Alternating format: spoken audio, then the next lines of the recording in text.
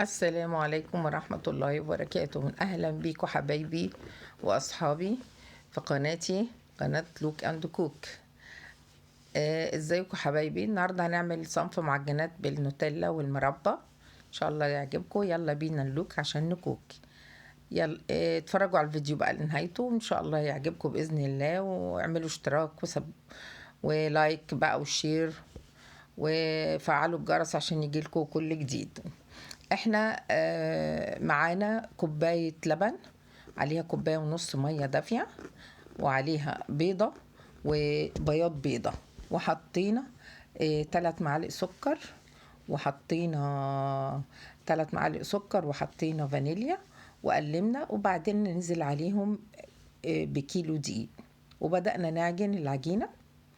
وفي كيلو دي ده نعجنه على مراحل، لان طبعا احنا نحط حبه حبه زي ما تعودنا عشان ما يبقاش تقيل علينا. المعجنات دي جميله وحلوه، ويعني انتوا عارفين ان انا بعشق المعجنات، يعني بحب المعجنات جدا، وما اقدرش اقعد في البيت من غير معجنات. الحاجات دي بتنفع مع الشاي، وخير في البيت، جميله بصراحه.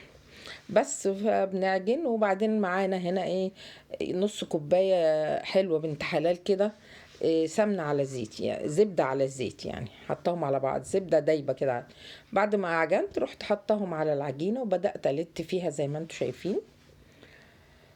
يا ريت بقى تعملوا لنا لايك وشير وتقولوا تعليقاتكم، وان شاء الله تعملوا الحاجه وتعجبكم باذن الله. احنا بنعجن العجينه وهي بتلزق طبيعي، لان العجينه دي فيها سكر وبيض، فطبيعي بتلزق في الايد، ده الطبيعي بتاعها. بنحاول نعملها تبقى عجينه مش ناشفه قوي ولا طريه قوي. هي يعني انا عملتها طلعت لينه، بس انا بعرف اتعامل معاها.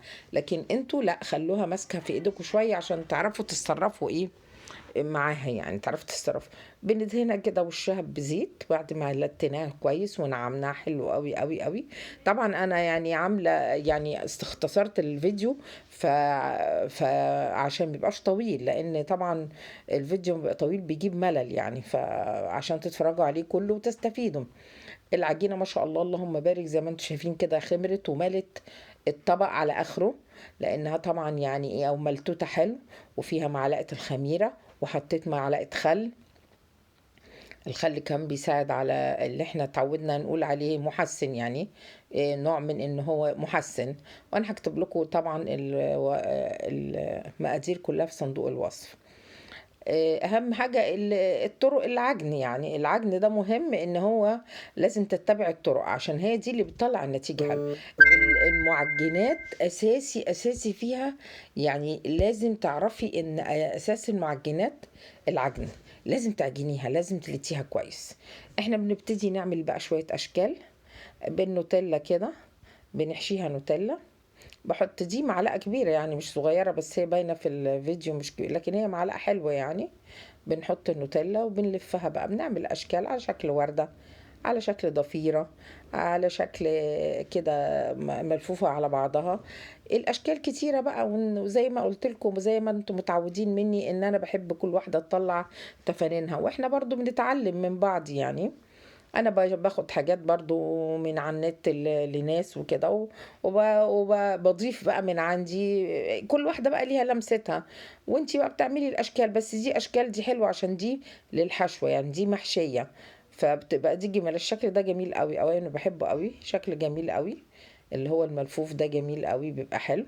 وفي شكل تاني زي الوردة كده، جميل برضه قوي. بتتنيها وتحاولي تكوني العجينة، بس عشان تعرفي تطلعي الوردة حلوة، يعني حاولي تكون العجينة ماسكة نفسها شوية. العجينة اللي أنا عملتها دي كانت طرية شوية، بس أنا بقى كسلت بصراحة أضيف لها دقيق وأعجن وبتاع، قلت لا أنا هشتغل بيها كده وخلاص. لكن هي المفروض يعني كانت تبقى ماسكة شوية، عشان حتى أعرف أشكلها إيه بطريقة أحسن من كده، وتديني نتيجة في الشكل أحسن من كده. لكن برضو إلى حد ما يعني الحمد لله، يعني على قدنا برضو الحمد لله من فضل الله. بس طبعا الطعم هو الأساس. بنحط 3 معالق سكر زي ما انا قلت لكم في الاول، حطينا بفتكر بس عشان انا ما لحقتش اقول مقدار مع الفيديو. وبنحط سكر، والملح طبعا ذرة الملح لازم اساسي، عشان نص معلقة ملح، عشان دي اللي بتظبط طعم العجين، وبتخلي الحاجة يبقى طعمها الدقيق طعمه حلو. وبنعمل دي. بصي احنا عملناها وقطعناها شرحناها كده، وبعدين نبتدي نلم كل اتنين على بعض يعملوا شكل الوردة زي ما انت شايفة كده بإيدي. يعني اياك تكون واضحة بس معاك. شفتوا بقت عاملة ازاي؟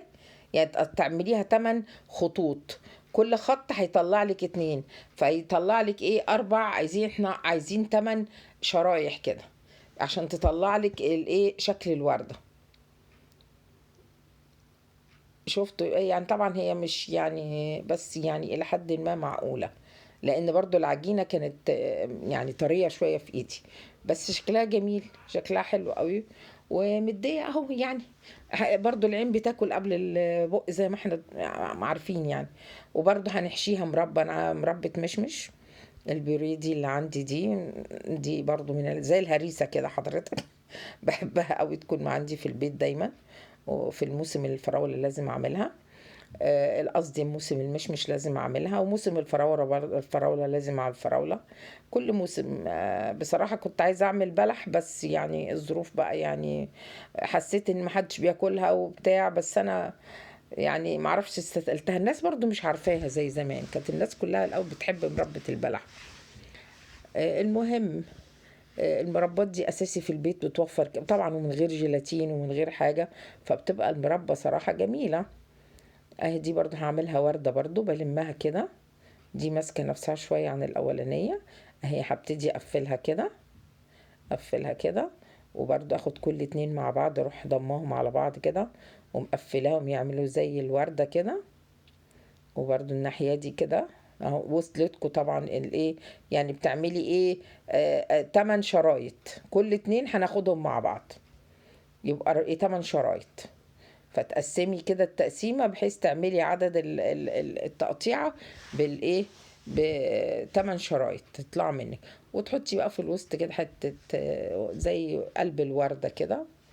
وبس بنحطها بقى على الصاجات. طبعا احنا واحنا بنشتغل بنولع الفرن ونسيبها يسخن. بنحطها على الصاجات بقى تخمر تبقى عشان تخمر يعني يرتفع، يزيد حجمها طبعا. آه، وبندهنها بقى باللبن، واللي هي ايه صفار البيض اللي احنا اخدناه من هما بيضتين، حطينا بيضة وبياض بيضة، والصفار اخدناه عشان نعمل بيه الايه ال وش المخبوزات. هنا انا عملت ضفيرة برضو شكلها حلو قوي قوي، قطعتها كده ولفتها، كان شكلها جميل جدا برضو، حلو قوي قوي، شكلها ظريف قوي يعني، حلو قوي.